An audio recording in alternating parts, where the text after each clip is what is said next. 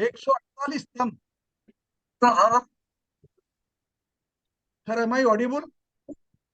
या या हमारे संजोग संगोष्ठी के आज 148तम आभासी कार्यक्रम प्रारंभ होने जा रहा है। आज के विशेष उपलक्ष्य में हमारे बीच पधारे हुए हैं DY Patil hospital and Tata memorial Mumbai में स्थापित ऑन्कोलॉजिस्ट नामी दामी डॉक्टर दीपक खन्ना जी।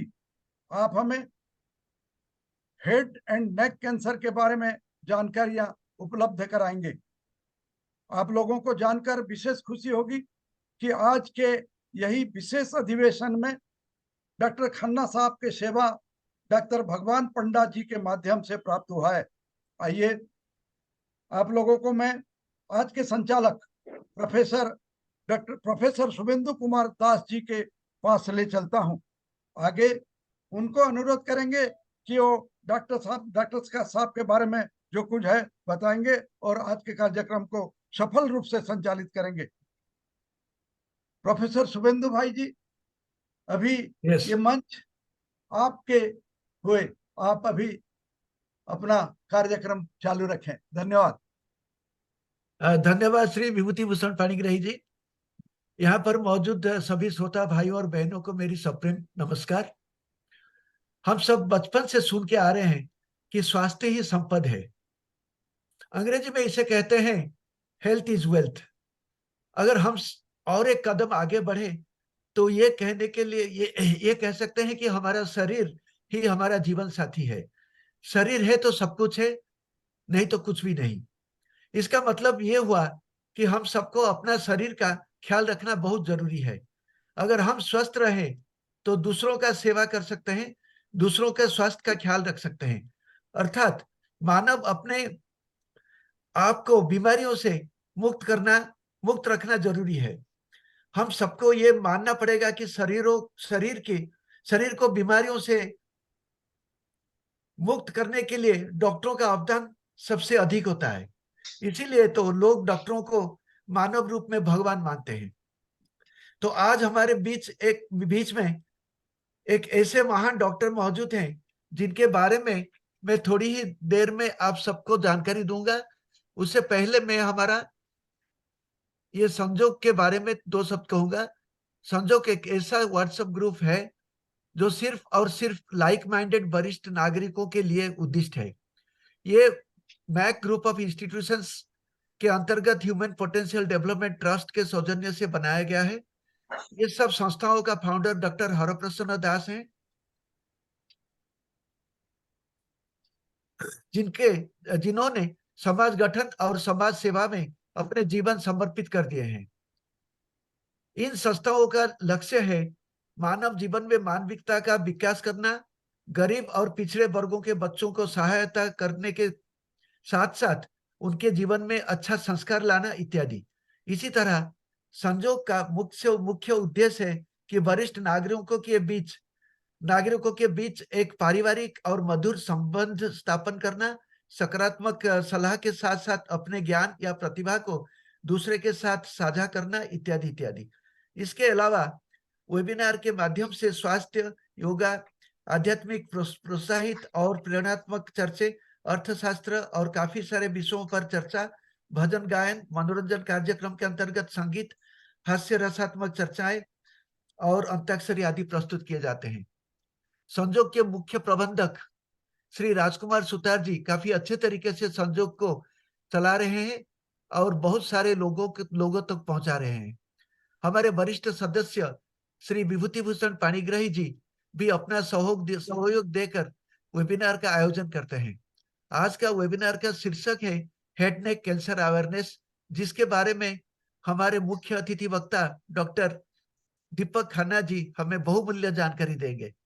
आज मैं हमारे वरिष्ठ सदस्य डॉक्टर पंडा जी की आभार प्रकट करता हूं, जिनके प्रयास से आज हमारे बीच डॉक्टर खन्ना मौजूद है। पंडा जी को संजोग के तरफ से बहुत बहुत धन्यवाद। अब मैं डॉक्टर खन्ना जी को आप सभी से परिचय कराऊंगा। वैसे उनका योग्यता और अनुभूति के बारे में अगर कहेंगे तो रात बीत जाएगी। इसीलिए वक्त की पाबंदी को नजर में रखते हुए मैं उनके बारे में कम शब्दों में बताने का कोशिश करूंगा। डॉक्टर खन्ना साहब के योग्यता इस प्रकार है। एमबीबीएस और पीजी के बाद उन्होंने मुंबई में डॉक्टर सुल्तान प्रधान के अधीन में हेड नेक कैंसर सर्जरी में 3 साल का फेलोशिप, डॉक्टर अजमत के अधीन में head neck micro muscular surgery में 2 साल फेलोशिप, एमएसकेसी न्यूयॉर्क में डॉक्टर जतिन शाह के अधीन में ग्लोबल फेलोशिप और डॉक्टर नबील फाकी के अधीन में फेशियल प्लास्टिक सर्जरी में फेलोशिप किए हैं। इस वक्त डॉक्टर खन्ना ने intuitive robotic head neck torques surgery में फेलो हैं। उन्होंने ग्रुपोटालॉजी को इटाली में एंटीरियर स्कॉल बेस सर्जरी में इनवाइटेड फेलो की काम कर रहे हैं। डॉक्टर साहब इस वक्त जहां जहां सेवा दे रहे हैं वे इस प्रकार है। Director fellowship program head neck surgery, DY Patil university hospital Navi Mumbai, chief head neck cancer surgeon and head of head neck surgery, Medicover hospital Navi Mumbai, consultant head neck cancer and maxillofacial surgeon, consultant paediatric head neck cancer surgeon, Wadia hospital Mumbai. सुन के आप आश्चर्य होंगे कि doctor Khanna ने thyroid और cervical oesophagus को मिला के 3000 से हेड नेक का क्रिटिकल केसेस सफलतापूर्वक हैंडल किए हैं। कैंसर केयर, म्यूकरमाइकोसिस और कोविड पैंडेमिक में अपने योगदान के लिए उनको महाराष्ट्र सरकार द्वारा सम्मानित किया गया है। ऐसे प्रतिष्ठित डॉक्टर को मंच पर बुलाने से पहले मैं सभी श्रोताओं को कहूंगा, डॉक्टर साहब का भाषण के बाद 20 मिनट के लिए सवाल जवाब का कार्यक्रम रहेगा। अगर किसी का मन में कोई सवाल आता है तो मेहरबानी करके चैट बॉक्स में लिख दीजिएगा। समय की सीमा को देखते हुए डॉक्टर साहब ने वो सब सवालों का जवाब देने का कोशिश करेंगे। श्रोताओं से मेरा और एक निवेदन है कि आप अपना ऑडियो और वीडियो बंद रखें। जब बोलने की जरूरत पड़े ऑडियो और वीडियो ऑन करके बोलें। अब मैं डॉक्टर दीपक जी का मंच पर हार्दिक स्वागत करता हूं और उनसे अनुरोध करता हूं कि वे अपना वक्तव्य शुरू करें और 35 मिनट के अंदर समाप्त करने की कोशिश करें। सर, अब मंच आपका है। Doctor Deepak Khanna, head neck cancer surgeon. Thank you very much जी, आप लोगों ने इतना प्यार दिया। और पांडा सर के तो सभी फैन हैं और हम भी हैं। आई मेट हिम इन मैं इनको DY पाटिल में मिला था और मतलब डॉक्टर ओम तवरी के काफी क्लोज फ्रेंड हैं। और देन वी डिस्कस कि हम लोगों को कुछ ना कुछ प्रोग्राम करना चाहिए जिससे हम लोग कुछ कंट्रीब्यूट कर सके इस सोसाइटी को। और एक कॉमन प्लेटफॉर्म पे उन्होंने मुझे बोला कि एक हमें टॉक रखनी चाहिए, बिकॉज कैंसर मेरे मानने में सबसे एक ऐसी चीज है जब मोस्टली जब लोग इसके बारे में सुनते हैं तो बहुत ज्यादा डिप्रेशन और बहुत ज्यादा नेगेटिविज्म और एक ही चीज ध्यान में आता है कि भाई मेरा टाइम खत्म हो गया है, जबकि ये सब बिल्कुल भी आज के जमाने में सही नहीं है। सो मेरा जो एम रहेगा वो ये रहेगा कि मैं आप लोगों को एकदम बेसिक शब्दों में ये समझाना चाहूंगा कि ये कैंसर्स होते क्या हैं, बेसिक बेसिक चीजें, इसकी मेन वजह क्या है जो साइंटिफिकली प्रूव कर चुके हैं हम लोग, और इन चीजों से हमें थोड़ा बहुत बचना के बारे में क्या प्रिकॉशंस और क्या स्टेप ले सकते हैं। और अगर गॉड फॉरबिड इस प्रॉब्लम में कोई आ जाए तो इससे हमें बिल्कुल भी घबराना नहीं है, पहली बात तो ये। और हम कैसे और किस डायरेक्शन में जाके ओपिनियन लें इन सब चीजों के बारे में। तो सबसे पहले मैं आपसे बात करूंगा कि हेड नेक कैंसर स्पेशलिस्ट और एक जनरल कैंसर स्पेशलिस्ट में क्या फर्क होता है। तो जनरल कैंसर सर्जन रहते हैं वो बेसिकली सर से लेके पेट, छाती, लिवर, लंग, गायनेकोलॉजिकल एरियाज और पैरों का हर जगह पे जहां भी ट्यूमर होता है वो लोग ऑपरेशंस करते हैं।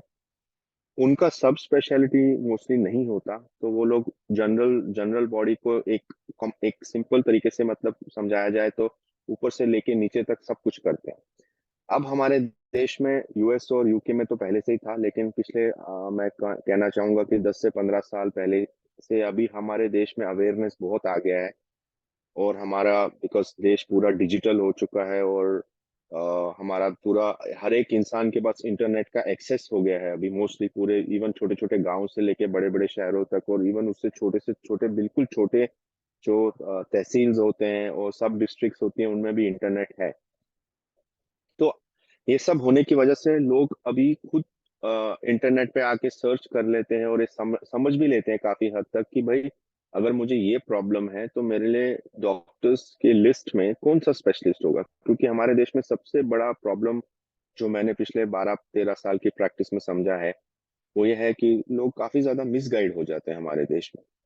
और इसका वजह ये है क्योंकि हम लोग यूके की तरह, जैसे यूके में एनएचएस है, नेशनल हेल्थ सर्विसेज, उसमें आप पहले स्पेशलिस्ट के पास नहीं जाते, एक जनरल प्रैक्टिशनर के पास जाते हैं, और वो आपको रेफर करता है उसी एरिया में जो उस चीज का स्पेशलिस्ट होता है। वो अपॉइंटमेंट लेता है, वो सब अरेंज करता है, वो अपॉइंटमेंट फिक्स की जाती है।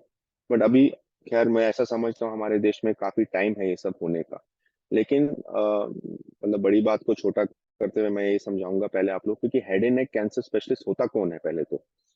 सी, head and neck cancer specialist वो होते हैं जो बेसिकली सर के ऊपर से लेके आंखों के कैंसर, मुंह के कैंसर, नाक, और ये पैरानेजल साइनसिस बोलते हैं हम इनको, थायराइड कैंसर और वॉइस बॉक्स के कैंसर, और नेक के कैंसर जो जो ये गर्दन में रहते हैं, ट्यूमर्स यानी गांठ जिसे बोलते हैं, वो उनको ट्रीट करते हैं। जो हमारी ट्रेनिंग होती है वो पूरे के पूरे 10 साल 12 साल सिर्फ इन 3-4 चीजों में ही होती है।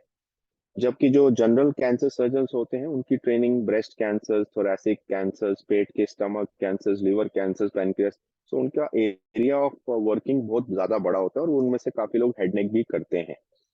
लेकिन जैसे टाइम बदल गया है तो हम अभी ऑर्गन स्पेसिफिक हो रहे हैं, और हमारे देश में भी काफी लोग अब एक ही चीज पे फोकस करके, ताकि हम लोग बेस्ट रिजल्ट्स डिलीवर कर सकें, उस तरफ हम जा मैं अपने देश को जाते हुए देख रहा हूँ।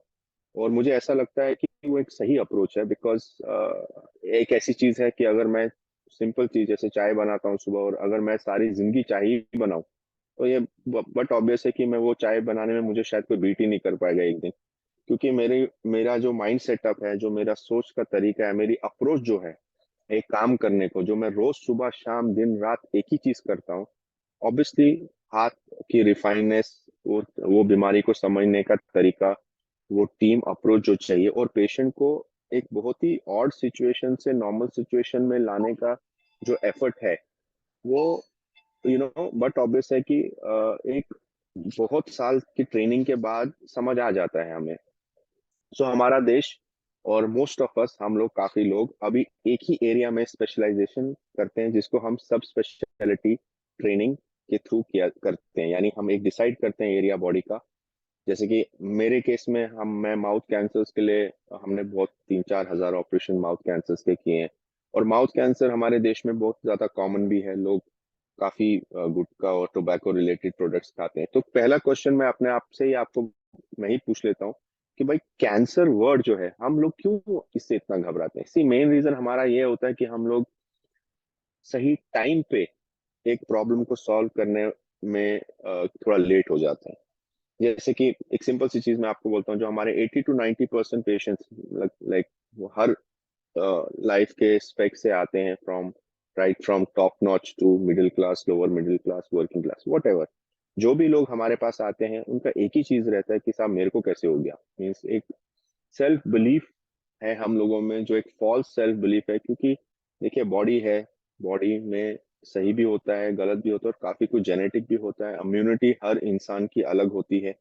सो कैंसर गॉड फॉरबिड किसी को भी हो सकता है, लेकिन उस चीज को पिक करना, उस चीज को इमीडिएटली सॉल्व करना, और उस चीज को इंटरनेशनल प्रोटोकॉल्स के साथ ट्रीट करना, अगर हम ये 4 स्टेप्स कर लेंगे तो patients mostly 80 to 90 to 95% life भर, यानी 10 से 15 साल तक भी हमारे पेशेंट्स का फॉलो अप अच्छे रहते हैं। अनफॉर्चुनेटली प्रॉब्लम वहां आता है कि जब उन बेचारों को गाइडेंस नहीं मिलता, वो लोगों को एक ऐसी जगह रेफर हो जाते हैं जहां बहुत ज्यादा हाई वॉल्यूम है, तो उनको डेट्स नहीं मिलती। और उसके बाद वो वेट कर करके, क्योंकि कैंसर वेट करने से नहीं रुकेगा। कोई भी कैंसर होता क्या है बेसिकली, एक सिंपल तरीके से मैं बता दूंगा आपको। जब हमारी बॉडी की जो है सेल्स से बनी है, सेल्स में छोटे छोटे छोटे छोटे छोटे समझे मॉलिक्यूल्स, ऐसे समझ लीजिए। जब हमें कभी चोट लगती है तो बॉडी एक नॉर्मल तरीके से वो घाव हमारा भर देती है। कैंसर में क्या होता है कि बॉडी वो घाव भर ही नहीं पाती, और वो घाव भरने के अलावा बॉडी के जो सेल्स हैं, एक जैसे कि एक ऐसे तरीके से डिवाइड होना शुरू हो जाते हैं कि उनको अपने आप पे ही कंट्रोल नहीं रहता। उसकी वजह से एक सूजन आ जाती है गर्दन में, या गाल में, या नाक के अंदर, या कहीं भी बॉडी के किसी भी एरिया में। अभी हर सूजन कैंसर नहीं होती ऑब्वियसली, लेकिन अल्टीमेटली जब भी हमें कोई बॉडी में ऐसी चीज नई फाइंडिंग दिखे, जैसे कि हम लोग सुबह ब्रश करते हैं, छाला आ गया मुंह में, सिंपल चीज। हम में से काफी लोग ऐसे हैं कि यार ठीक हो जाएगा, मल्टीविटामिन खा लो ये। अभी 90% पेशेंट जो मैं पिछले 5 साल से देख रहा हूँ, जो अच्छे घर से आते हैं, इंडस्ट्रियलिस्ट वगैरह, आई मीन बहुत बहुत अच्छी फैमिली से, राइट फ्रॉम मेरे पास, आई मीन कहाँ कहाँ से लोग मुझे खुद ध्यान नहीं है, वो जो भी लोग आते हैं वो कहते हैं साहब हमने तो कभी तम्बाकू खाया नहीं, हमें कैसे हो गया। सो कैंसर सिर्फ टोबैको रिलेटेड प्रोडक्ट से नहीं होता, let me clear. Mouth cancer specially, कोई भी चीज जैसे डेंटिस्ट ने अच्छी फीलिंग की है उसके हिसाब से, लेकिन पेशेंट का जुबान बार बार उस जगह पे लग रहा है, एक छाला हो जाता है। वो छाले को हम महीनों के महीनों नजरअंदाज करते हैं। देखिए कोई भी बॉडी में छाला हो, मुंह में स्पेशली, या पैर पे हो, वो छाला अगर आपकी बॉडी की हीलिंग नॉर्मल है तो 3 से 4 हफ्ते में ठीक हो जाना चाहिए, क्योंकि इससे ज्यादा बॉडी को टाइम नहीं लगता एक छोटे से छाले को। जबकि ये छाला अगर महीने महीने लगा रहा है, 1 महीना 1.5 महीना, तो ये नॉर्मल छाला नहीं है। इस छाले को हमें आगे जाके इन्वेस्टिगेट करना पड़ेगा, और ये छाले के बारे में हमें बायोप्सी लेके जानना पड़ेगा कि इसमें क्या चेंजेस आए हैं ऐसे कि ये ठीक नहीं हो रहा है। ऐसा होता है हमारे, अगेन हमारे देश में, कि हम लोग ये सोच लेते हैं कि भाई ये छाला है, खुद ब खुद ठीक हो जाएगा, इससे मुझे क्या हो सकता है। कैंसर मुंह का स्पेशली जो है, वो हमेशा एक छोटे से छाले से स्टार्ट होता है। और ये छोटा सा छाला हमें दिखता है क्योंकि हम ब्रश करते हैं, लेकिन ये हमारा माइंड सेटअप ऐसा है कि हम इसको सीरियसली नहीं लेते। यूजली 3-4 हफ्ते में कोई भी छाला हो ठीक हो जाना चाहिए। फिर हम जाते हैं डेंटिस्ट के पास। वो डेंटिस्ट की ट्रेनिंग मोस्टली होती है या नहीं होती आजकल, मैं बोल नहीं सकता ज्यादा इस बारे में, लेकिन उसको अगर ये बात के बारे में जानकारी नहीं, वो क्या देगा आपको, मल्टीविटामिन दे देगा, कुछ ट्यूब लगाने के लिए जेली जैसी दे देगा, माउथ पेन वगैरह, म्यूको जेल जो भी बोलते हैं इसको।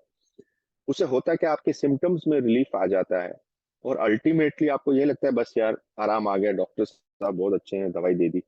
जबकि वो आराम नहीं आ रहा है, वो आपके सिम्टम्स का ध्यान रख रहा है। वो दवाई जो आपके सिम्टम्स को ठीक कर रही है, बट जो प्रोसेस है कैंसर का वो कंटिन्यूअस है। बहुत ज्यादा मैं काफी ज्यादा, कुछ लोग फिल्म इंडस्ट्री से भी मेरे पास आ चुके हैं, और वो लोग, आई मीन ऐसे भी लोग हैं जो बहुत देश में माने जाने लोग हैं। उनका एक ही क्वेश्चन हमेशा मेरे से रहा कि डॉक्टर करना ये क्या है, मैंने तो कभी टच ही नहीं किया। देखिए कैंसर सिर्फ तम्बाकू, पान गुटखा वगैरह हम लोग काफी सालों से सुन रहे हैं, ये सब इसकी वजह से नहीं होता। इसमें आपकी बॉडी की इम्यूनिटी बहुत इंपॉर्टेंट है। एक कोई भी टाइप ऑफ क्रोनिक इरिटेशन, जैसे कि डेंटल फिलिंग हो गई, या शार्प दांत, एक सिंपल सी चीज है, दांत आपको बार बार गाल पे लग रहा है या बार बार जीभ में लग रहा है, और आप उस छाला जो हुआ है वहां आप उसको सीरियसली नहीं ले रहे हैं, और ये छाला रहता है रहता है रहता है, आप कहते हैं यार जाने दो, अभी देखते हैं बाद में क्या होता है, इतना बड़ी बात नहीं लगती उस टाइम पे। लेकिन आपको यकीन नहीं आएगा, कुछ ही महीने में ये छाला बहुत बड़ा छाला होता है, तो आपको डर लग जाता है कि भाई ये क्या हो गया ये अचानक। फिर हम बायोप्सी करते हैं, फिर बायोप्सी के लिए कभी ईएनटी के पास जाएंगे, कभी किसी और के पास जाएंगे, ठीक है चलिए बायोप्सी होती है तो पता चलता है कैंसर, और फिर हम परेशान हो जाते हैं। सो बेस्ट तरीका ये सब प्रॉब्लम का क्या है कि कोई भी मुंह के अंदर स्पेशली जब छाला होता है, वो अगर छाला समझिए 3 से 4 हफ्ते तक ठीक नहीं हो रहा, तो ये नॉर्मल छाला नहीं है। ये छाले को आगे जाके समझना पड़ेगा हमें क्यों ठीक नहीं हो रहा है, क्योंकि बॉडी के डिफेंस मैकेनिज्म के हिसाब से ठीक हो जाना चाहिए। तो ये छाले को इन्वेस्टिगेट करके बायोप्सी करके वो देखना है, और अगर बायोप्सी में गॉड फॉरबिड पॉजिटिव आता है, जैसे कि कैंसर के सेल्स दिखते हैं, तो इसके लिए आपको घबराने की जरूरत नहीं है। वो आपका मोस्टली पहला स्टेज का ट्यूमर है, या पहले से भी पहले स्टेज का कैंसर में पहले से भी पहले के 2-3 स्टेजेस रहते हैं। वो स्टेज में आपके ठीक होने का चांसेस ऑलमोस्ट 100% है, उससे भी ज्यादा है फॉर दैट मैटर। लेकिन अनफॉर्चुनेटली हम लोग बायोप्सी नहीं करवाते, हम लोग जाते नहीं है, बोलते नहीं यार छोड़ दो, जाने दो। सो अगर इंसान सही टाइम पे आए, स्पेशली इन माउथ कैंसर, क्योंकि अल्सर दिख जाता है ब्रश करते करते मुंह में, तो ये प्रॉब्लम को हम सॉल्व कर सकते हैं आराम से, इसमें कोई दो राय नहीं है। अभी दूसरे टाइप के कैंसर रहते हैं जो नाक और यहाँ साइनसिस में रहते हैं। सब लोगों को साइनसाइटिस होता है, सब लोग को भारी भारी लगता है, लेकिन कुछ कुछ ऐसे लोग होते हैं कि जिनको साइनसाइटिस तो है लेकिन अभी सांस लेने में तकलीफ होना शुरू हो गई है, ब्लीडिंग हो रहा है नाक से, और अल्टीमेटली आंख के नीचे यहाँ स्वेलिंग आना शुरू हो गई जो पहले नहीं थी। तो इसके लिए आपको डॉक्टर के पास जाना चाहिए और देखना चाहिए कि भाई एक सिंपल सा सीटी स्कैन, नहीं तो एक सिंपल सा एक्सरे भी किया तो आपको समझ आएगा कि भाई ये साइनसिस में कुछ भरा है। अभी साइनसिस में क्या भर सकता है? पानी भर सकता है, पस भर सकता है, इन्फेक्शन हो सकता है, जो भी है। लेकिन इसके साथ साथ साइनसिस में कैंसर्स भी डेवलप हो सकते हैं। ठीक है, अगर हम गए हैं और हमने डॉक्टर को कंसल्ट किया और बोला, डॉक्टर बोलेंगे आपको कि साहब एंटीबायोटिक खा लीजिए, स्टीम ले लीजिए, ये सब ले लीजिए, अगर तो वो नॉर्मल प्रॉब्लम है तो ये सब चीजों से सॉल्व हो जानी चाहिए। लेकिन फिर वो टाइम आता है जब ये सब चीजें सॉल्व नहीं हो रही है और ये बढ़ता जा रहा है। आंखों के नीचे स्वेलिंग, नाक के अंदर स्टफीनेस, ब्लीडिंग होती है कभी कभी, तालू में जो ऊपर की हड्डी है, तालू का भाग, उसमें नीचे की तरफ एक लंप, एक गांठ जैसी हो जाती है। तो आपको ये समझ लेना चाहिए ये नॉर्मल चीज नहीं है, आप मुझे इमीडिएटली बायोप्सी करानी है, आपको इमीडिएटली बायोप्सी करानी चाहिए, और बायोप्सी के रिजल्ट के हिसाब से एक्सक्यूज मी आपकी ट्रीटमेंट स्टार्ट की जाएगी। फिर हम बात करते हैं कैंसर्स ऑफ द थायराइड। ये मिड लाइन में एक ग्लैंड रहता है, इसको थायराइड ग्लैंड बोलते हैं। इसके दो पार्ट रहते हैं, राइट और लेफ्ट थायराइड ग्लैंड। और ये थायराइड जो है, इसके अंदर यूजुअली छोटी छोटी सिस्ट्स होती हैं। सिस्ट कैंसर नहीं होती, ये नॉर्मल रहती है। तो यूजुअली क्या होता है, हमारे पास इनके एज ग्रुप्स होते हैं, यंग लड़कियों में अलग टाइप के, और थोड़ा मिडिल एज में अलग, और उसके ऊपर वो अलग टाइप के। तो हम कभी कभी सोनोग्राफी किसी और चीज के लिए कराते हैं और एक सिस्ट दिख जाती है, तो हम घबरा जाते हैं, भैया सिस्ट क्या है। तो हर सिस्ट जो थायराइड में दिखती है वो कैंसर नहीं होता, let me be very clear. बहुत कम सिस्ट सिस्ट जो होती हैं वो आगे जाके कुछ बन सकती हैं और बहुत स्लोली बनती है। लेकिन ये जानना कि मेरे गले में एक सिस्ट है जो मुझे ध्यान रखना है, 6 6 महीने में प्रॉब्ली एक सोनोग्राफी करा ली है, ये बहुत जरूरी है। क्यों? क्योंकि इनमें चेंजेस आ सकते हैं, ये सिस्ट साइज में बढ़ सकती है। अगर ये सिस्ट बढ़ गई है तो क्या इसके नेचर में चेंज आ गया है, और इसमें आपकी कोई गलती नहीं, ये हैबिट से रिलेटेड नहीं है, ये जेनेटिक फैक्टर से रिलेटेड होते हैं। जो थायराइड के कैंसर, ये दो टाइप के होते हैं, डिफरेंशिएटेड और non differentiated cancer. Differentiated cancer जो होते हैं उसमें papillary carcinoma, follicular carcinoma, Hurthle carcinoma, ये सब आता है। और नॉन डिफरेंशिएटेड जो है वो अलग टाइप के होते हैं। डिफरेंशिएटेड जो कैंसर है वो ज्यादा कॉमन है नॉन डिफरेंशिएटेड कैंसर से। और डिफरेंशिएटेड कैंसर जो होते हैं उनका लाइफ एक्सपेक्टेंसी ऑलमोस्ट 100% है। यानी अगेन, अगर आप इस ट्यूमर को एक सोनोग्राफी कर लिए और एक सुई से जांच किया, सुई डाल के यहाँ थायराइड में, और थोड़े सेल्स स्लाइड में देख लिए कि भाई क्या है इन सेल्स में एक्टिविटी, तो हमें ये समझ आएगा कि ये क्या है, ये नॉर्मल है, ये एबनॉर्मल है, या ये फिजियोलॉजिकली रिलेटेड है, या नॉन फिजियोलॉजिकली रिलेटेड है। फिर मैं बात करूंगा वॉइस बॉक्स के कैंसर्स की, जिसको वॉइस बॉक्स को यहाँ लैरिंग्स बोलते हैं। यूजुअली वॉइस बॉक्स के कैंसर जो होते हैं वो स्मोकर्स, हैवी स्मोकर्स में देखे जाते हैं, या वो पेशेंट्स में देखे जाते हैं जो एक्सपोज होते हैं एक हैवी स्मोकिंग वर्किंग एनवायरनमेंट से, जैसे इंडस्ट्रीज होगी जहाँ हैवी स्मोक रहता है, या फैक्ट्रीज हो गया, या वो पेशेंट्स को होते हैं जो हैवी अल्कोहल इनटेक करते हैं, बहुत हैवी ड्रिंकर्स होते हैं और हैवी उसके साथ साथ स्मोक भी करते हैं। सो जो वॉइस बॉक्स के कैंसर है, इसमें सबसे पहला चीज जो साइन एंड सिम्टम आता है वो ये है कि पेशेंट का जो आवाज है वो बदल जाएगा। ठीक है, अभी लोग कहते हैं यार मेरा आवाज बदल गया है, क्या हुआ? ठीक है, आपकी आवाज बदल गई है तो यूजुअली आवाज ठीक हो जानी चाहिए वापस 1 2 हफ्ते 3 हफ्ते में, लेकिन आवाज भारी पे भारी होती जा रही है, और आपको इसे निगलने में भी थोड़ा डिफिकल्टी इन swallowing हम लोग उसको बोलते हैं, वो हो गया है। तो आपको इमीडिएटली एक ईएनटी सर्जन के पास या हेड नेक सर्जन के पास जाना, उसको बोलना यार आप एक कैमरा डाल के देख लीजिए सब ठीक है कि नहीं। मोर ऑफर देन नॉट, इवन अच्छे अच्छे लोगों को भी पता नहीं होता कि उनको एक ट्यूमर हो गया है यहाँ, और वो जस्ट एक नॉर्मल एग्जामिनेशन के लिए आते हैं और पता चलता है माय गॉड यहाँ पे ट्यूमर हो गया है। अगेन, इसमें भी कुछ घबराने की जरूरत नहीं है, अगर आप सही टाइम पे आ रहे हैं, if you are coming on right time, you are coming to a right person, maximum आपका कैमरा से एक छोटे से टुकड़े का जांच किया जाएगा, एग्जामिनेशन किया जाएगा। अगर वो पॉजिटिव आता है, अगर वो पहले स्टेज का है, तो उसको लेजर करके आपकी लाइफ 100% क्लियर हो जाएगी, आपको घबराने की कोई भी जरूरत नहीं है।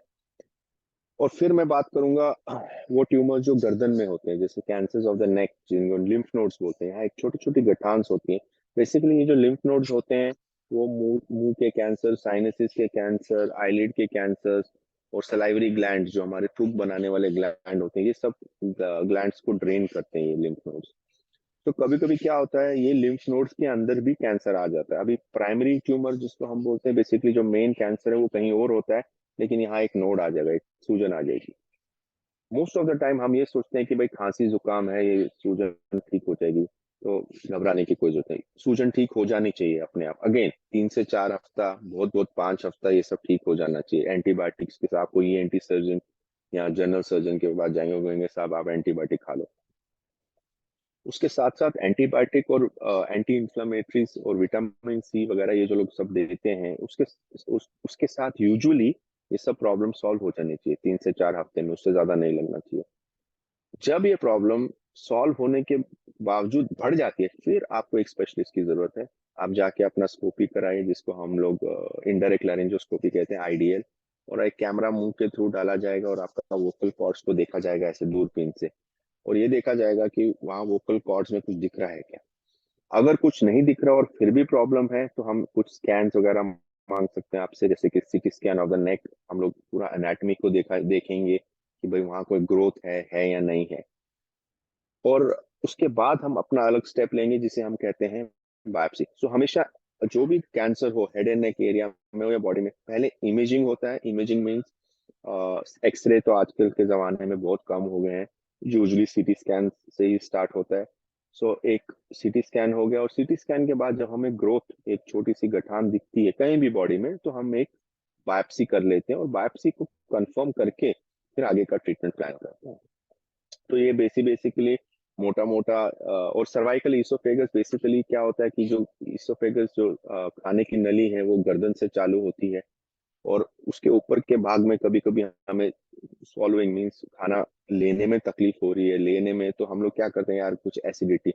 हम लोग काफी कॉमन चीजों के बारे में यूजुअली बात करते हैं, जैसे एसिडिटी। इवन हार्ट अटैक आ रहा है हमारे देश में, लोग बोलते हैं एसिडिटी। जी, आपको पहले तो हार्ट अटैक रूल करना चाहिए, बिकॉज काफी बार सिम्टम जो है, जो हम लोग गूगल पे देखते हैं या टीवी में दिखाते हैं, एड्स में या मूवीज में दिखाते हैं, वो वैसे होते नहीं है। क्योंकि वो सब चीजें एक बहुत ही मिनिमम नॉलेज पे चीजें बनाई जाती हैं। और यूजुअली क्या होता है, पेशेंट को सिंपल चीज, जैसे कि हमारे अपने कलीग में ऐसा हुआ है काफी बार कि जस्ट हमें गैस्ट्राइटिस जैसी फीलिंग आती है, जबकि वो हार्ट अटैक होता है। सो पहले आप heart attack God forbid rule कीजिए, एक सिंपल ईसीजी करा लिया, आप श्योर हो गए कि भाई कुछ नहीं है, मैं घबराने की कोई जरूरत, तो बाकी गैस्ट्राइटिस तो अपने आप ठीक हो जाएगा। वैसे ट्यूमर्स क्या, कभी भी आपको स्वेलिंग आ जाए मुंह के अंदर, गाल में, हड्डी में, जबड़े में, नाक में, वो स्वेलिंग को समझना बहुत जरूरी है। बिकॉज अगर आप सही टाइम पे आते हैं और सही स्पेशलिस्ट के पास आते हैं, तो मोर ऑफर देन नॉट आपका प्रॉब्लम सॉल्व हो जाएगा। लेकिन अगर आप ये समझते रहेंगे कि भाई मेरे को कुछ नहीं हो सकता और ये तो छोटी सी बात है, ये तो हमने बड़ा बड़ा है ना, हमें तो मतलब एक feeling of self belief, false feeling of self belief है, या आपका कोई फ्रेंड है जो फिजिशियन है, या तू देख ले। प्लीज अंडरस्टैंड, मेडिसिन इतना बड़ा वास्ट फील्ड है, जैसे कि इंजीनियरिंग है या कोई भी है। एक फिजिशियन को कभी समझेगा नहीं कि उसको लिम्फ नोड में क्या है, बिकॉज उनकी ट्रेनिंग एक फिजिशियन की है। ऑर्थोपेडिक सर्जन हड्डियों को देखते हैं, तो उनको लिम्फ नोड्स के बारे में कुछ पता नहीं होता। हार्ट सर्जन दिल के बारे में, और दिल के हार्ट अटैक्स वगैरह हो गए या बाईपास जानते हैं, तो अलग टाइप। सो मेडिकल में भी सही डॉक्टर के पास जाना, वो जो दिन रात वही काम करता है, वो बहुत जरूरी है। और सही डॉक्टर के पास जाने से आप मिसगाइड नहीं होते, आपको पता है इसने क्या बोला है, ये रोज करते हैं, आपको पता है स्कैन कौन सा कराना, आपको पता है स्कैन के बाद नेक्स्ट स्टेप क्या होगा, आपको ये पता है जैसे कि मेरी बायोप्सी रिपोर्ट आ गई, अभी नेक्स्ट ट्रीटमेंट क्या स्टार्ट करने वाले। सो आपके साथ सब डिस्कस किया जाता है, आपको काउंसिल किया जाता है।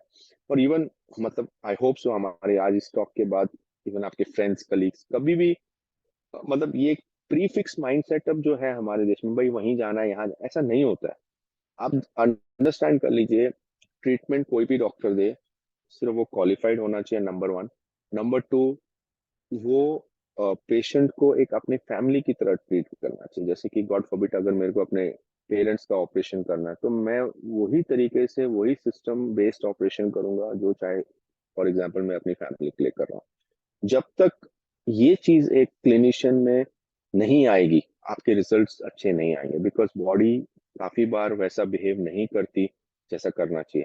एक पेशेंट में वही चीज काम करती, दूसरे में नहीं करती, तीसरे में करेगी, चौथी में कम कम करेगी। लेकिन आपकी अप्रोच, इवन गाइडिंग, हम लोग सब पढ़े लिखे लोग हैं, हम लोगों को कभी भी ये सेल्फ बिलीफ, अभी काफी बार मेरे पास उत्तर प्रदेश, झारखंड, उत्तराखंड, उड़ीसा से भुवनेश्वर काफी लोग आते हैं मेरे पास। वो बोलते हैं डॉक्टर खाना हो गया, ट्रीटमेंट भी समझ लेते हैं, सब भी हो जाता है, हमारी बात भी, फिर क्या बोलते हैं कि हम आयुर्वेदिक ट्रीटमेंट करा लेंगे। Cancer can not be treated with Ayurveda. कोई भी इसके ऊपर साइंटिफिक, देखिए जब भी हम बात करते हैं साइंटिफिक रिसर्च की, 3-4 केस पब्लिश करके उसको साइंटिफिक रिसर्च नहीं बोलते। रूल क्या है साइंटिफिक स्टडी का? It has to be a level 1 evidence. Level 1 evidence क्या होता है कि जैसे हम दुनिया में जितने भी मेजर सेंटर्स हैं उस बीमारी के, जैसे कैंसर की हम आज बात कर रहे हैं, तो यूएस से लेके, फ्रांस से लेके, यूरोप से लेके, इंडिया से लेके, बांग्लादेश, सब हर जगह पे एक स्टडी डिसाइड की जाती है। उसमें नंबर ऑफ पेशेंट्स को फिक्स किया जाता है, वो यूजुअली लाखों में होता है। वो स्टडी को सर्टन फिक्स पैरामीटर्स के साथ कंट्रोल किया जाता है, जैसे कि सर्जन कैसे ऑपरेशन करेगा, कीमोथेरेपी दी जाएगी तो कौन सी वाली, और फिर सब पैरामीटर्स को सालों साल बाद, 5 साल बाद, जबकि लाखों करोड़ों पेशेंट को ट्रीट किया जाता है ऑल ओवर द वर्ल्ड, फिर एक पेपर बनता है। ये जो स्टडी आती है इसको लेवल 1 एविडेंस बोलते हैं। ये स्टडी के बाद हमें ये पता चलता है कि ये जो इलाज हम दे रहे हैं वो इलाज से हमारी ह्यूमैनिटी में, हमारे ह्यूमन बींग्स में हमें रिजल्ट्स मिलेंगे कि नहीं मिलेंगे। जब तक कि हमारे पास किसी भी चीज का लेवल 1 एविडेंस नहीं है, उसका कोई फायदा नहीं है। बिकॉज अगर 4 केसेस हम अपने हिसाब से और डॉक्यूमेंट कर दे तो it doesn't become an evidence based study. वो कोई भी 4 केसेस ला सकता है, वो कोई के किसी फ्रेंड का जर्नल है, भाई तू करवा दे मेरा publication, so it's all there.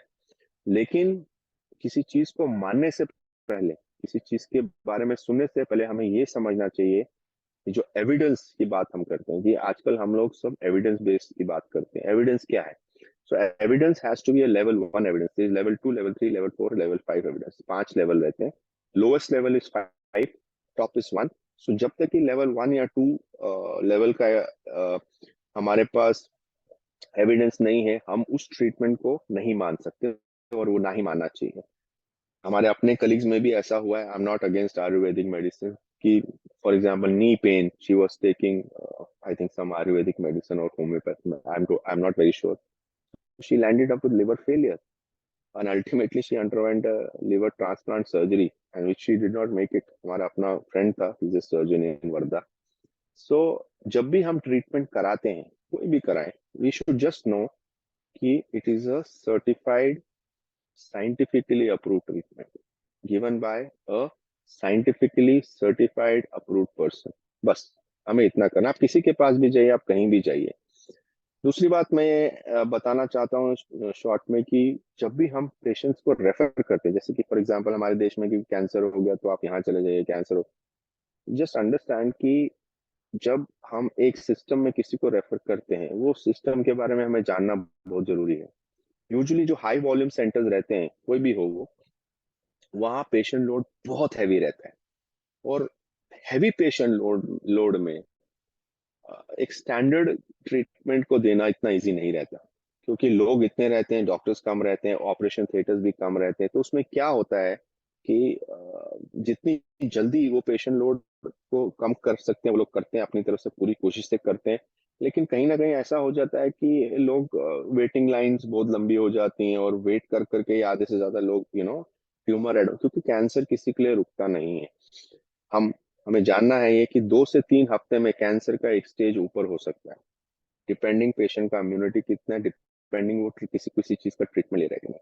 And में मैं आपको ये चीज बताऊंगा कि लास्ट में मैं अपने बात में बताता हूँ कि ट्रीटमेंट क्या है कैंसर की आज के जमाने में। सो ट्रीटमेंट अभी सिर्फ 3 ही है फिलहाल हमारे पास। एक सर्जरी है, सर्जरी के रिजल्ट सबसे अच्छे हैं आज भी, इसमें कोई दूसरी राय नहीं। हम जब भी ऑपरेशन करते हैं, हम कैंसर को ओवरऑल निकाल देते हैं बॉडी से, और उसकी जगह पे फॉर एग्जांपल गॉड फॉरबिड जीभ का है, या जबड़े का है, या मुंह का है, या तालू का है, तो हम प्लास्टिक सर्जरी करके वो एरिया को नया बना देते हैं, ताकि पेशेंट को खाने पीने में बाद में कोई तकलीफ ना हो। सेकेंड चीज है कीमोथेरेपी। कुछ कुछ कैंसर्स जो बहुत एडवांस स्टेज में हमारे पास अनफॉर्चुनेटली आते हैं, कुछ नहीं, मैं तो कहता हूँ ज्यादातर वही तभी आते हैं। वो केसेस में हम लोग पेशेंट को ट्यूमर का स्टेज थोड़ा कम करने के लिए, अगर बॉर्डर लाइन केसेस हैं जिसमें जिसमें हमें पता है कि patient will not do well with surgery, हमें लगता है कि हम सर्जरी में सक्सेसफुली इसको ऑपरेट नहीं कर सकते, तो ट्यूमर को थोड़ा स्टेज कम करने के लिए कीमो दी जाती है। एक बार आपका ऑपरेशन हो गया तो तीसरी चीज जिसके बारे में मैं बात करूंगा वो है रेडियोथेरेपी, यानी जिसको सिकाई बोलते हैं। अब लाइट इसलिए दी जाती है सर्जरी के बाद कि भाई ट्यूमर तो निकल गया, कि वहां वापस एक्टिविटी ना स्टार्ट हो जाए कैंसर सेल्स की। वो यूजुअली 6 से 7 हफ्ते के बाद दी जाती है, वो 30 बार दी जाती है हेड नेक ट्यूमर्स के केस में। और वो 2 ग्रे का फ्रैक्शन होता है जिसमें वो स्ट्रेंथ में दी जाती है। लाइट उसी एरिया में दी जाती है जहाँ कैंसर है। अगर वो कैंसर नोड्स में भी गया है तो नोड के एरिया में भी दी जाती है। इससे क्या होता है कि 40 से 50 से 60% चांसेस है कि वो कैंसर वापस नहीं आएगा। अभी नेक्स्ट चीज कोई अगर अगर कुछ नया आया है उसमें मैं बात करूंगा रोबोटिक्स की।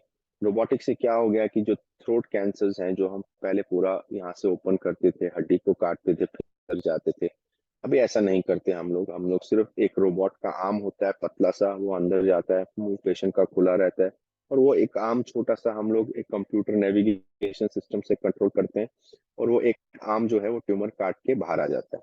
तो इससे क्या हो गया कि पेशेंट को कट करने की जरूरत नहीं है, पेशेंट होम दूसरे दिन या तीसरे दिन घर चले जाता है।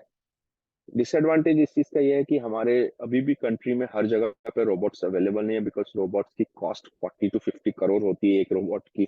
और ये जो रोबोट का प्राइस है, ये जो कॉस्ट है, वो पेशेंट्स को बेयर करना पड़ता है, जो कि बहुत ही अनबेरेबल हो जाता है, सर्जरी कॉस्ट बहुत बढ़ जाती है। तो इसकी वजह से हेड एंड नेक में उतना रोबोट्स अभी है, काफी काम हो रहा है, लेकिन उतना फेमस नहीं, जबकि प्रोस्टेट और गायनेक में काफी लोग अब इसमें काम कर रहे हैं। और जो नया चीज आया है उसके बारे में इम्यूनोथेरेपी आई है। तो क्या होता है इम्यूनोथेरेपी, मिसगाइड नहीं होना है हमें। इम्यूनोथेरेपी से आपकी इम्यूनिटी को मॉड्यूलेट किया जाता है। इम्यूनिटी को मॉड्यूलेट मीन जैसे कि गॉड फॉरबिड हमें कैंसर हो गया, हमने इलाज पूरा कर लिया, तो आपको एक मेडिकल ऑन्कोलॉजी जो कीमो के डॉक्टर रहते हैं, ये भी मैं बताना चाहता हूँ। सर्जन एक होता है जिसको हम ऑन्को सर्जन कहते हैं। फिर मेडिकल ऑन्कोलॉजिस्ट वो डॉक्टर्स होते हैं जो कीमोथेरेपी देते हैं। फिर रेडिएशन ऑन्कोलॉजिस्ट वो डॉक्टर्स होते हैं जो लाइट देते हैं। सो कैंसर स्पेशलिस्ट भी 3 टाइप के होते हैं: सर्जन, मेडिकल ऑन्कोलॉजिस्ट और रेडिएशन ऑन्कोलॉजिस्ट। जो मेडिकल ऑन्कोलॉजिस्ट हैं, दीज आर द डॉक्टर्स जो आपको इम्यूनोथेरेपी वगैरह। इम्यूनोथेरेपी से क्या होता है, वेरी एक्सपेंसिव ड्रग्स। इम्यूनोथेरेपी से आपकी इम्यूनिटी को मॉड्यूलेट किया जाता है, जैसे कि गॉड फॉरबिड अब लास्ट स्टेज है, तो क्या बॉडी की इम्यूनिटी को हाई करके, इम्यूनिटी को मॉड्यूलेट करके क्या हम इस पेशेंट को थोड़ा लाइफ दे सकते हैं। ये ड्रग्स बहुत बहुत ज्यादा महंगी है। ये ड्रग्स अभी भी लाखों में एक इंजेक्शन आता है। बट मेरा ऐसा मानना है कि आगे जाके ये ड्रग्स की कॉस्ट कम हो जाएगी, और इसमें भी काफी काम करने की अभी जरूरत है। और क्या नया है, और ये चीज नहीं आई है कि जिसे हम लिक्विड बायोप्सी कहते हैं। तो लिक्विड बायोप्सी क्या होता है बेसिकली, जैसे कि पेशेंट ब्रेस्ट कैंसर है, वो ब्रेस्ट कैंसर जो है उसको इलाज हो गया, पेशेंट अभी कंट्रोल पेशेंट है, लेकिन जो उसके कैंसर के सेल्स हैं वो ब्लड में पहले आएंगे जब ये बीमारी वापस आएगी। तो 2-3 महीने में आप ब्लड का सैंपल ले सकते हैं, और जो कैंसर के सेल्स के माइटोकॉन्ड्रिया हैं या सेल्स के इंटरनल स्ट्रक्चर के कुछ पार्ट हैं वो आप देख सकते हैं। सो कैंसर के आने से पहले ब्लड में वो चेंजेस आएंगे, जो कैंसर के सेल्स के पार्ट हैं वो आपको दिख जाएंगे। आज भी इंडिया में बहुत एक्सपेंसिव है एज कम्पेरेटिवली, तो इसलिए इतना फेमस नहीं, बट आई एम श्योर कि आगे जाके ये सब चीजें बहुत कॉमन हो जाएगी, तो इसको लिक्विड बायोप्सी बोलते हैं। Last but not the list, मैं बात करना चाहूंगा पेट स्कैन की। हमारे कंट्री में एक सबको इजी लगता है पेट बोलना, पेट स्कैन करा लो। पेट स्कैन का रोल जो है वो बहुत लिमिटेड है। अर्ली स्टेज कैंसर्स में कोई रोल नहीं है, बिकॉज पेट स्कैन हम तब करेंगे जब हम पूरी बॉडी को स्कैन करना चाहते हैं। तो हमें ये समझना चाहिए कि पूरी बॉडी को स्कैन कभी किया जाता है। पूरी बॉडी को स्कैन तभी किया जाता है जबकि ट्यूमर इतना एडवांस हो गया है और हमें शक है कि बॉडी के लिवर, लंग, फेफड़े वगैरह में गॉड फॉरबिड सब जगह फैल गया है। उस स्टेज में या तो हम पेशेंट्स को फॉलोअप जब करते हैं, यानी हम ऑपरेशन के 3 महीने बाद बुलाते हैं, 4 महीने बाद बुलाते हैं, उन स्टेजेस में हम पेशेंट को बोलते हैं कि आप प्लीज अपना पेट स्कैन करवा लीजिए, साल में एक बार वो भी। रेडिएशन के बाद पेट स्कैन नहीं करना चाहिए, क्यों? क्योंकि पेट स्कैन का सबसे बड़ा डिसएडवांटेज है कि इन्फेक्शन और इन्फ्लेमेशन, यानी रेडिएशन इंड्यूस इन्फ्लेमेशन जो है उसमें और कैंसर में पेट स्कैन डिफरेंशिएट नहीं करता। इसकी वजह से क्या होता है, जब आप गलत टाइम पे पेट स्कैन कर लेंगे या गलत इंडिकेशन में कर देंगे तो वो पॉजिटिव दिखाएगा और आप परेशान हो जाएंगे, यार अभी क्या करूं, लिवर में दिखा रहा है, जबकि आपके लिवर में कुछ भी नहीं होगा। पेट स्कैन में सिर्फ 85 to 87% सेंसिटिविटी और स्पेसिफिसिटी है, इसलिए वो एक्यूरेट नहीं है। ऑफ कोर्स उसका रोल है पेशेंट को लॉन्ग रन पे आफ्टर ट्रीटमेंट पेशेंट का ध्यान रखने के रोल है उसका। यहाँ तो पेशेंट इनिशियल स्टेज में जब बहुत एडवांस कैंसर के साथ आता है, माउथ का, गले का, पेट का, छाती का, तो ये देखना जरूरी है कि उस एरिया में ऑपरेशन करके या ट्रीटमेंट देके पेशेंट को ठीक किया जा सकता है क्या। अगर उस टाइम पे आप पेट स्कैन कर रहे हैं तो उसका मतलब सही है, क्योंकि आप ये देखना चाहते हैं कि मैं ऊपर तो ऑपरेशन कर दूंगा लेकिन नीचे अगर बॉडी में फैला तो उसका क्या फायदा होगा। सो ये पेट स्कैन के बारे में था। लास्ट एक और चीज मैं बात करना चाहूंगा जिसको हम प्रोटॉन बीम बोलते हैं। वो रेडिएशन के एक हायर लेवल की मशीन होती है, वो उन पेशेंट्स में यूज की जाती है जिसमें कैंसर बार बार आ रहा है और ऐसी ऐसी जगह पे आ रहा है जहाँ ऑपरेशन नहीं हो सकता, रेडिएशन नहीं जा रही, तो लेजर बीम डाल के लेजर बीम से वो एरिया को हम स्टेराइल कर सकते हैं। तो ये छोटा छोटा 15-20 मिनट में मैंने अपनी तरफ से समझाने की कोशिश की आप लोगों को कि different types of head neck cancers क्या होते हैं और इसके प्रिवेंशन के बारे में मैं देख रहा हूँ कोई पूछ रहा है। तो प्रिवेंशन कैंसर्स का सिंपल है। माउथ कैंसर्स के केसेस में कोई भी शार्प टीथ यानी शार्प दांत आपको इरिटेट कर रहा है, जुबान पे लग रहा है, आपको इमीडिएटली डेंटिस्ट के पास जाकर उसको बर्स से उसको गोल कर देना चाहिए। टोबैको रिलेटेड प्रोडक्ट्स प्लीज, आपको मैं बिल्कुल क्लियरली बोलूं, 83% हमारे जो पेशेंट्स हैं माउथ कैंसर्स के वो टोबैको रिलेटेड कॉजेज से आते हैं हमारे पास, 83 to 87%। 8 to 7% जो हमारे पेशेंट्स मैं देख चुका हूँ अभी 10-12-13 साल के प्रैक्टिस में, वो लोग जो है हमारे पास जो आ रहे हैं वो क्रोनिक इरिटेशन, डेंटिस्ट जो फिलिंग कर दी, थोड़ी ज्यादा बड़ी कर दी, वहां जुबान लगी, इरिटेशन की वजह से। और कुछ ऐसे भी कैंसर्स के वजह है वो जैसे कि वायरस एसोसिएटेड, जैसे ह्यूमन पैपिलोमा वायरस एक वायरस होता है जो ओरोफेरिंक्स मींस माउथ और माउथ के पीछे जो थ्रोट है उसके कैंसर्स के लिए। वो मल्टीपल सेक्सुअल पार्टनर्स जो बेसिकली सेक्स वर्कर्स हैं उनमें ज्यादा पाए जाते हैं, और इवन साउथ अमेरिका और लैटिन अमेरिका में वो केसेस ज्यादा पाए जाते हैं। तो इतना इसमें कुछ कंफ्यूजन की जरूरत नहीं है, आपको सिर्फ ये जानना है अभी आज के लेक्चर के बाद या एक सिंपल कॉन्वर्सेशन के बाद, कैंसर्स में सबसे इंपॉर्टेंट चीज है उसकी स्टेज। अगर आप सही टाइम पे एक सिंपल बायोप्सी कर लेंगे कहीं भी हो बॉडी में ट्यूमर गॉड फॉरबिड, तो आप ये जान लीजिए आपके ठीक होने के चांसेस 95 to 97% है। लेकिन वही चीज अगर आप सेल्फ बिलीफ, एक रॉन्ग बिलीफ को लेके चले कि नहीं हो सकता, तो यही चीज आपकी रिड्यूस होकर 20 to 25% रह जाए, क्योंकि आप डिले कर देते हैं ट्रीटमेंट में। और मोस्ट ऑफ द लोग जो हमारे पास डिलेड आते हैं हम उसके लिए ज्यादा, बिकॉज एक बार ये चीज स्प्रेड हो जाती है, देयर इज नो मेडिसिन, इसका कोई इलाज नहीं है, there is no drug, immunotherapy भी इसमें काम नहीं करती, क्योंकि एक बार बॉडी का डिफेंस इतना कम हो गया है कि फैल चुका है पूरे बॉडी में, तो ये कभी भी वर्ल्ड के कोई सेंटर में कोई इसको ठीक नहीं कर सकता। सो मैं आशा करता हूँ कि एक सिंपल से तरीके से मैंने अपनी तरफ से कोशिश की है, बिल्कुल बेसिक चीजों पे बात करके। अब मैं क्वेश्चंस के आंसर्स दे दूंगा, आपको बताइए।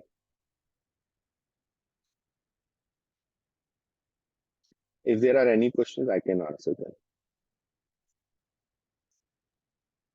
बहुत बहुत So शुक्रिया please, डॉक्टर साहब। thank you मैं very much. शुभेंदु दास हूँ।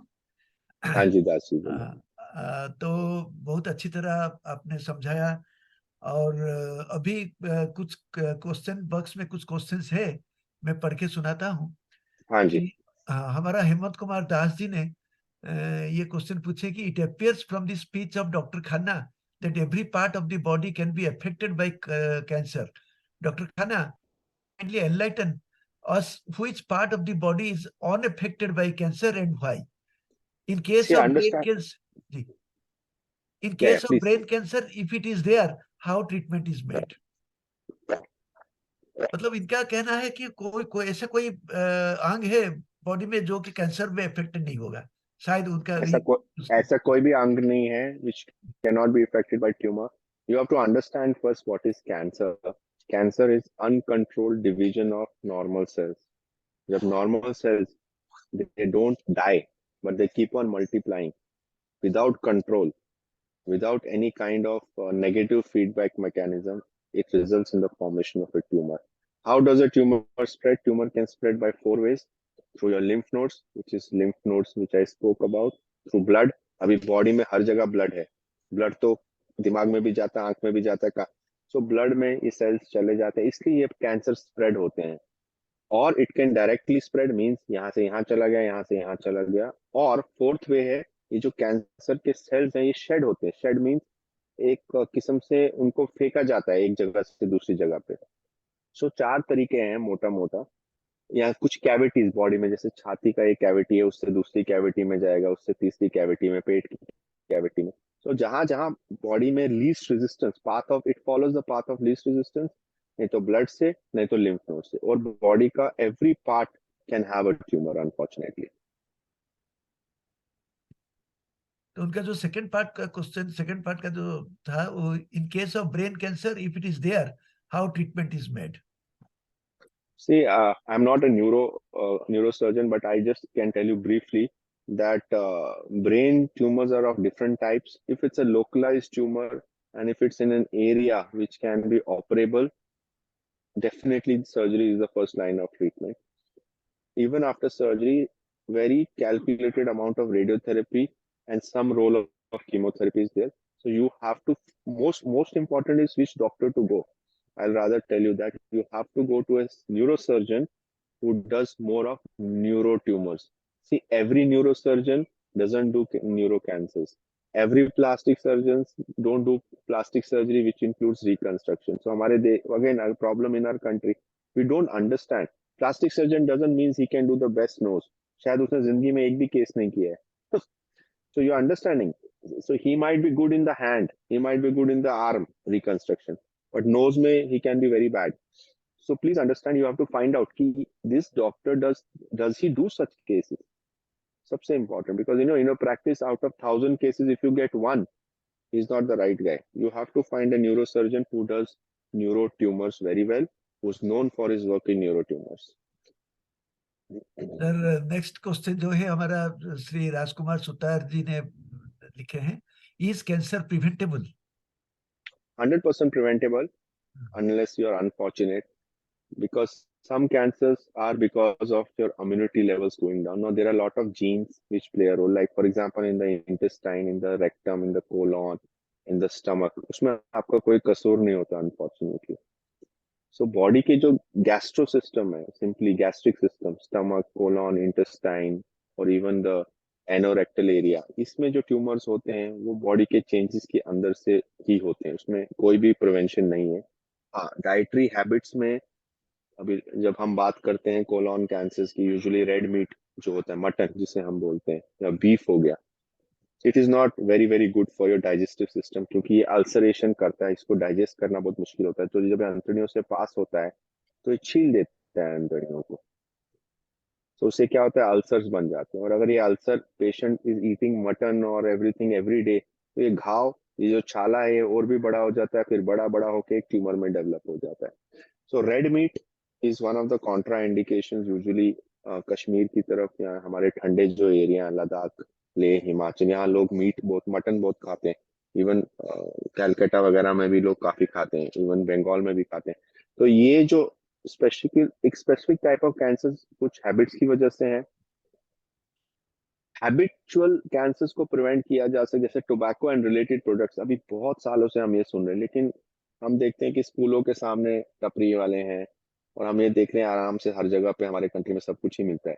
सो ये सब चीजों से क्या, ये सब चीजों से ना, unless we don't become very very serious, ये सब चीजें सॉल्व नहीं होगी.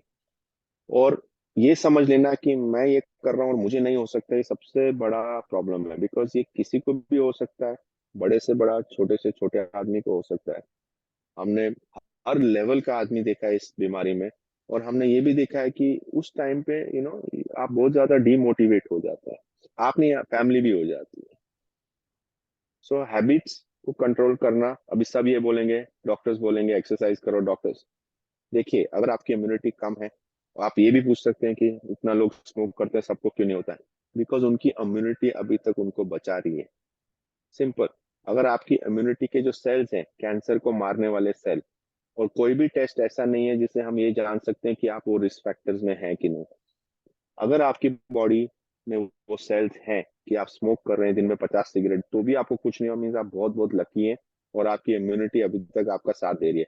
लेकिन इसका ये मतलब नहीं है कि वो सारी जिंदगी देने वाली है। It can happen for years, but one day एक दिन ऐसा आता है कि वो इम्यूनिटी नीचे जाएगी और you will have a tumour. So you are just waiting for that day. So cancers are preventable. Habits are important. Diet is important. Okay, sir. Thank you. Another question from Mr. A.K. Parjoshi. उन्होंने पूछा है कि what is international protocol in treatment? What So is international protocol in treatment? See, international protocols are level 1 evidences जो मैंने बात की। Sir, जो one हम treat question, sir. बोलिए ना please. Excuse me, sir. Sir, I don't have any thyroid problem, but my Sir, thyroid Mr. Mahapatra, gland- Mr. Mahapatra, Ah, Mr. Mahapatra, please let him complete the questions which are available in the chat box. Then we'll definitely discuss on this. Dr. Sir will, yeah, please bear with us for some time. Let us complete the questions mentioned in the chat box first. So Okay. international protocol means it's a level 1 evidence. Level 1 evidence. Multiple centers in the world conducted the same study. They have reached a conclusion after 5 years treating the patients with the same treatment modalities. Then a paper is made and then it is published, and that publication will either change the treatment or make the treatment better. So that is called as an evidence-based study, which causes an internationally acceptable based treatment plan. Just because something works for you, वो करना आज के जमाने में is not acceptable.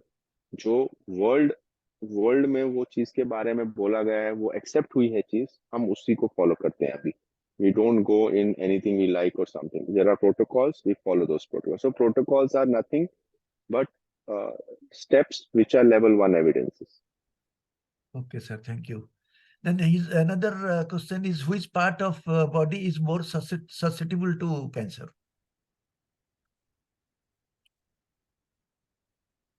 Which part of body is more susceptible to cancer? So the most common cancers in India in males and females अलग-अलग हैं. It's basically the mouth cancers, head and neck cancer is very common, lung cancer is very common, and females में breast cancer is one of the common, and the second is probably the uterine cervix. So ये 4 cancer जो हमारे देश में है वो सबसे ज्यादा है. So depending on male, female और working environment, ये 4 cancers 1, 2, 3, 4 के रेंज में मेल फीमेल एज ग्रुप के हिसाब से are the most common cancers. So mouth, lungs, breast and the fourth one is uterine cervix. Okay, thank you sir. अभी तो chat box में और कोई क्वेश्चन नहीं है, तो mister Prabir Mahapatra, what is your question? Kindly ask. Time में हमारे पास है थोड़ा सा, तो आप पूछ सकते हैं आपका क्या क्वेश्चन है. मिस्टर प्रबीर महापात्र.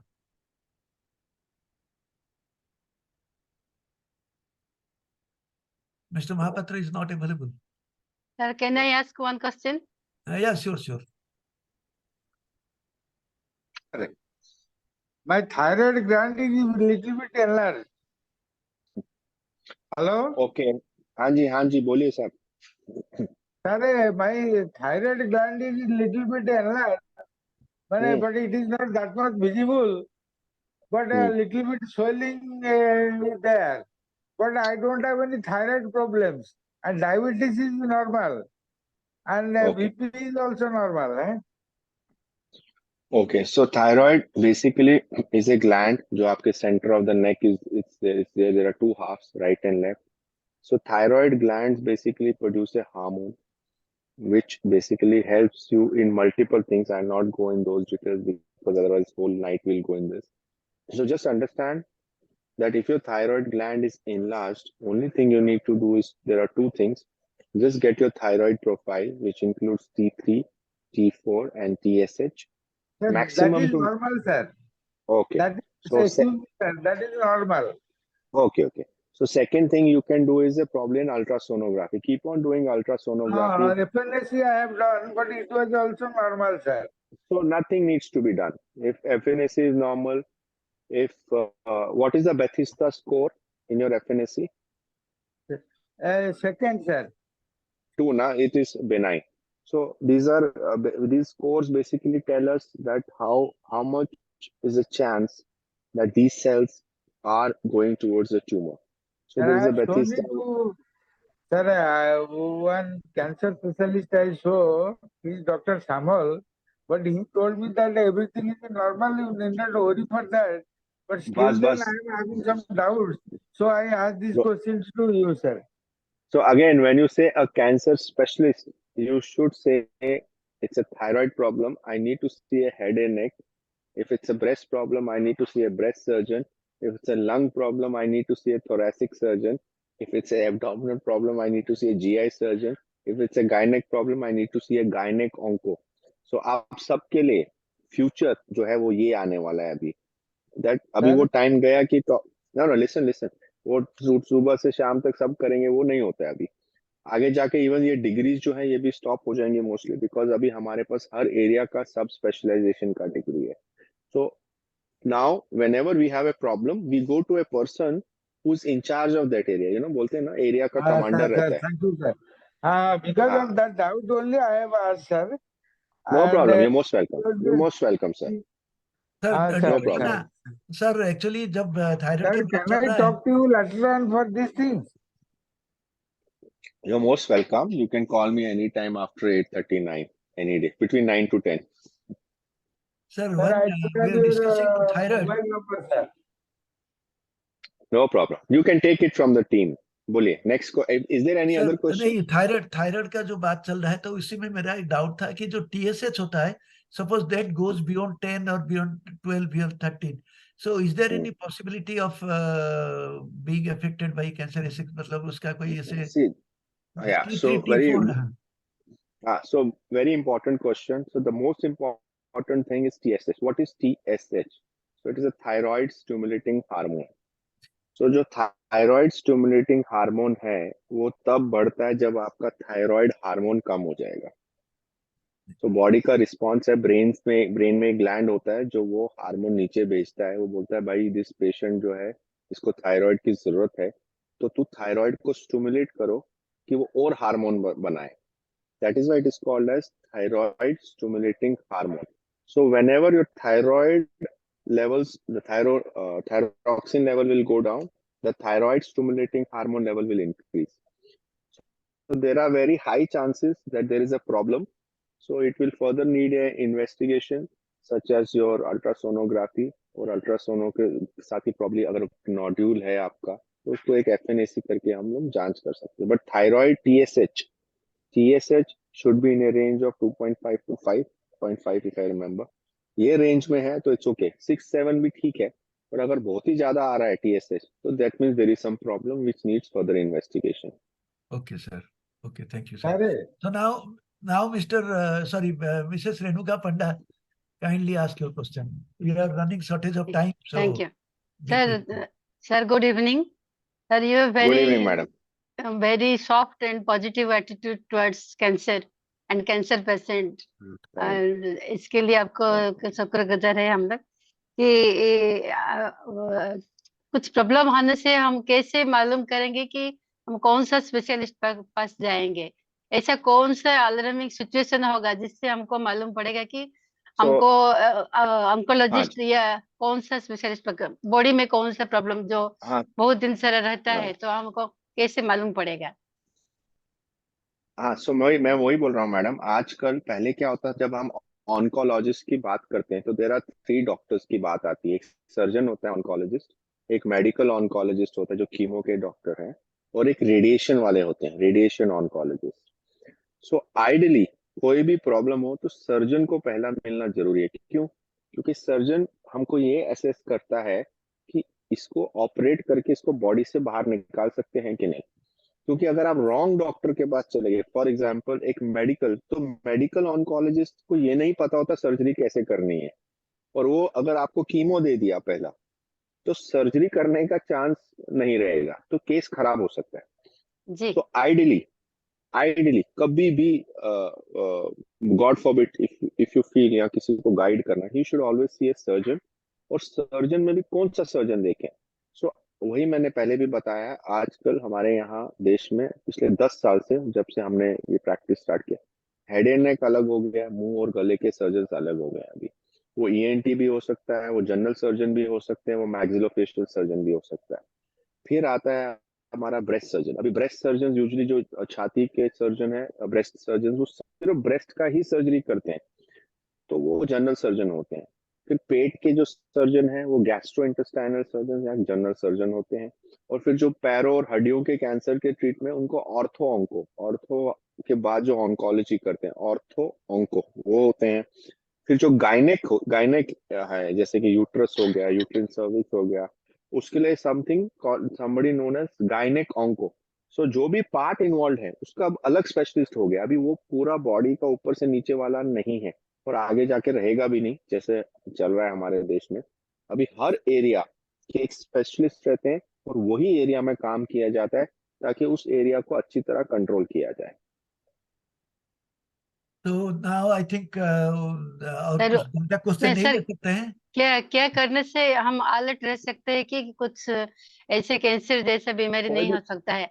हाँ क्या मैडम, तो क्या करने से सीनियर कोई भी सिटीजन? बॉडी हाँ, कोई भी बॉडी में ऐसा सिम्टम है, हाँ चाहे वो खाने में तकलीफ, पेट में दुखना, जो नॉर्मल दवाइयों से 4 से 5 हफ्ते में ठीक नहीं हो रहा, तो आपको एक उसके लिए या सोनोग्राफी या सीटी स्कैन, बिल्कुल सिंपल इन्वेस्टिगेशन है, 10 मिनट में हो जाती है, आप करवा लीजिए उस एरिया का। क्योंकि जब एक बार हमें आंखों से दिख जाएगा फिल्म में कि कुछ भी नहीं है, तो अगर वो एसिडिटी है, आप जिंदगी भर एसिडिटी का गोली खा सकते हैं।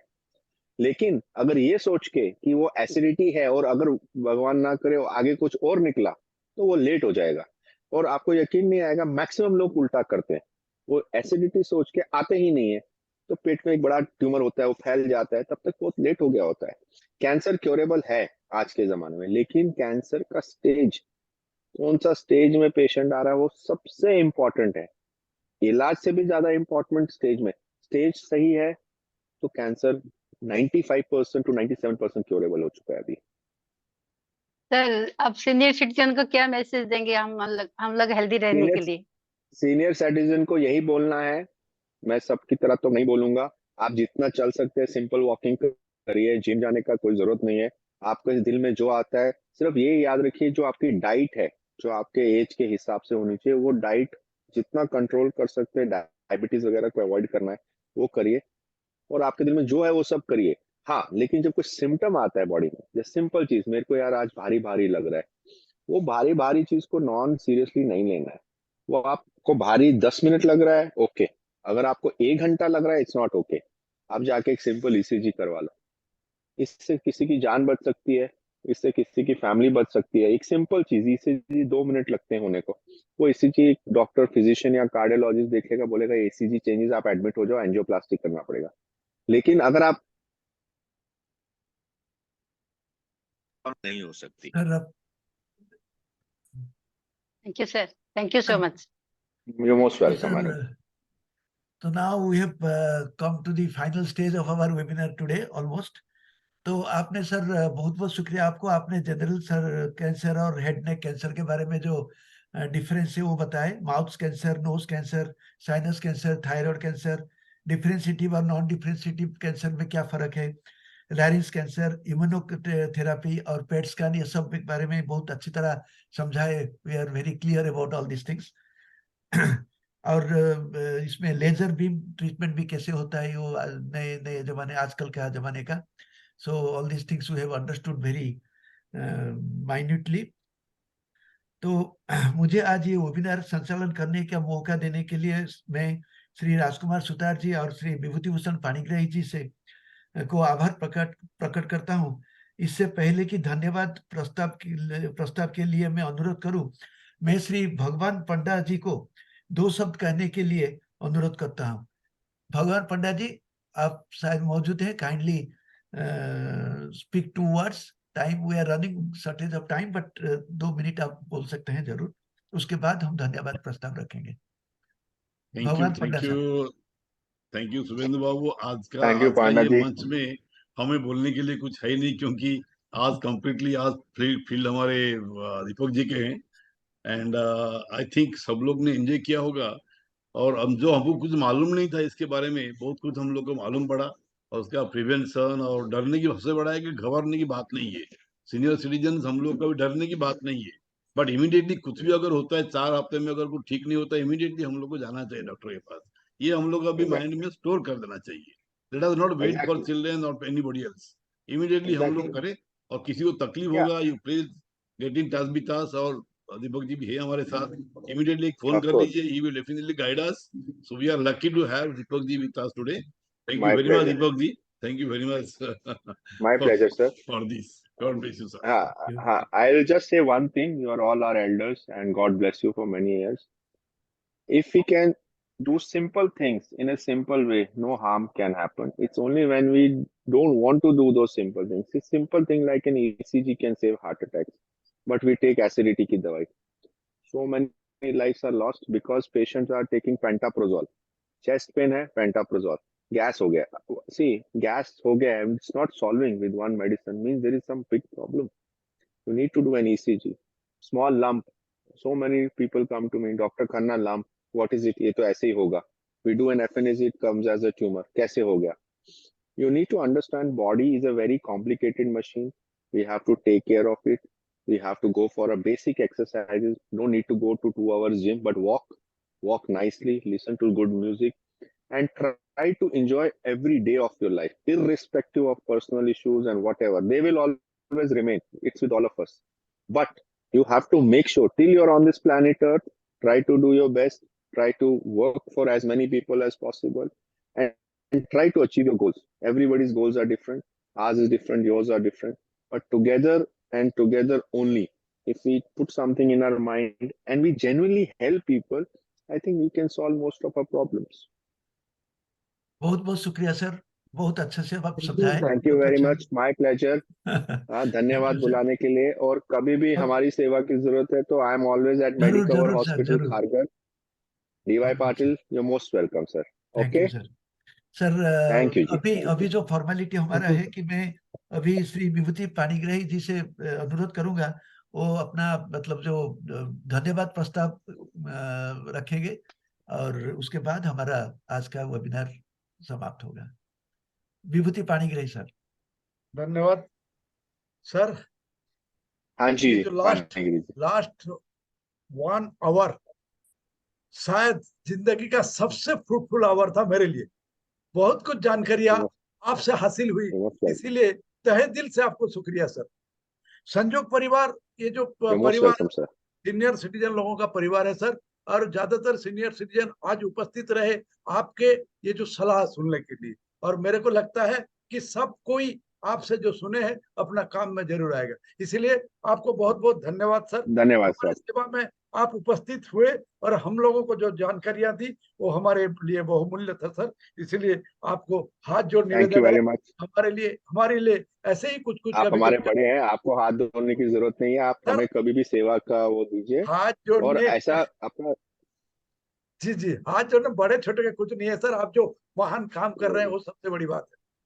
उसके बाद सर आज आपके जो सेवा मिले हमको, आज जो आपका यहाँ उपस्थिति हुई, उनके लिए जो जिम्मेदार है डॉक्टर भगवान पंडा जी वो बैठे हैं, वो अगर ये लिंक नहीं करवाते आपके साथ तो शायद आपका आज जैसे बहुमूल्य सलाह मिला आपको वो नहीं मिल पाता। इसीलिए भगवान पंडा जी से, जो कि हमारे फैमिली मेंबर हैं, वो फिर भी हम आज के लिए आभार प्रकट करते हैं कि सर हमारे लिए आपको यहाँ लाए हमारे मंच में और हमारे सुविधा के लिए आपको उपस्थित किए। इसलिए पंडा जी आपको बहुत बहुत धन्यवाद।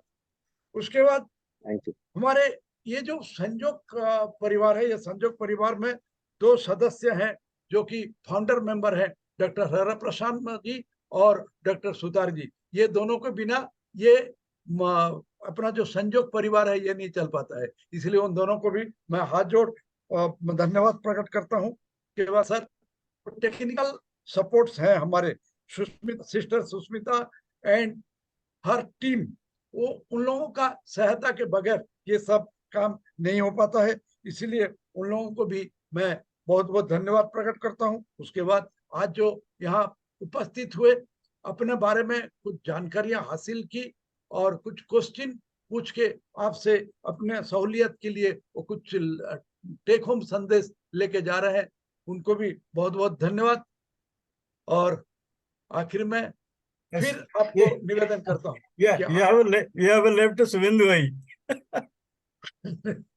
शुभेंदु भाई के छाड़ी, शुभेंदु भाई के काम छाड़ी लास्ट को शुभेंदु भाई कहबी ना, अवश्य सत कथा कहवा गले शुभेंदु भाई छाड़ी हो जाइए।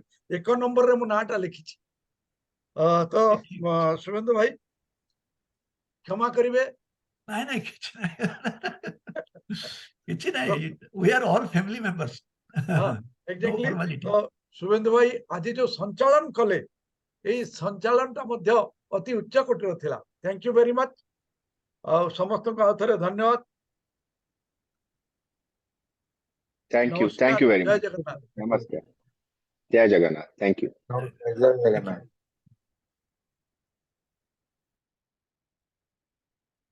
So let us close it here and let us disperse. Thank you all.